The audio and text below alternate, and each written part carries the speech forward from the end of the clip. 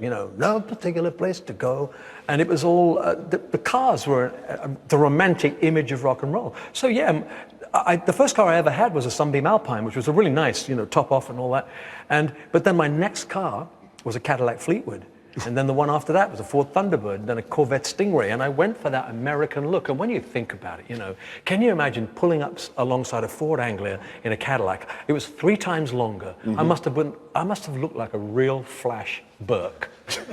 But I didn't care, it was rock and roll. You could have had a Zephyr. Well, they were the British rock and roll car, I have to say, but I had no desire for that. I really went for the comfort. I mean, the Cadillac, funnily enough, the Cadillac still, the engine motored really well, but I could hear chrome falling off. Yeah. I thought, there goes the bumper. Yeah. They had a built-in obsolescence. I guess because they were relatively cheap when you think about it, in America particularly. Well, they were. They still are. American cars now, they're only £3.50, and then you start the engine for the first time, you find out why. Well, it's just all disintegrated. Yeah. Now, going to bring this up. You see, you're a Christian man. We know this. Now, James May has this theory that if you drive in a Christian fashion through London, you go just as fast as people like me who drive like our hair's on fire.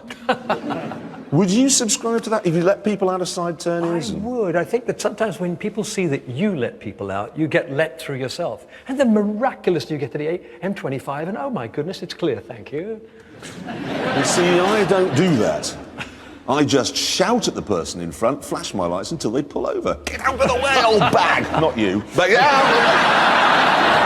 out of the way, for crying out loud! On the whole, with the traffic the way it is, it seems to me that if you gain 2 minutes, you're lucky. Yeah. No matter how you drive, really. I've got a very difficult road to come out of. My estate that I live in, I come out onto a fairly main road. And usually, like a week before Christmas, people slow down and they go like that.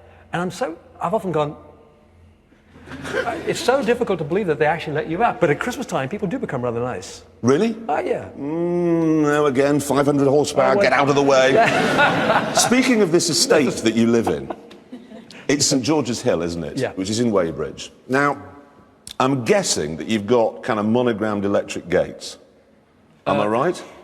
Because mine just break all the time. But don't buy cheap gates. Have you... That is a good theory, because that's a good theory. Mine were made in France, and only one opens now, so I can only go home in, like, really narrow cars to sneak through the one gate that'll open. Mine's been really good, actually. Obviously, you have to have them serviced regularly, but they just happen to have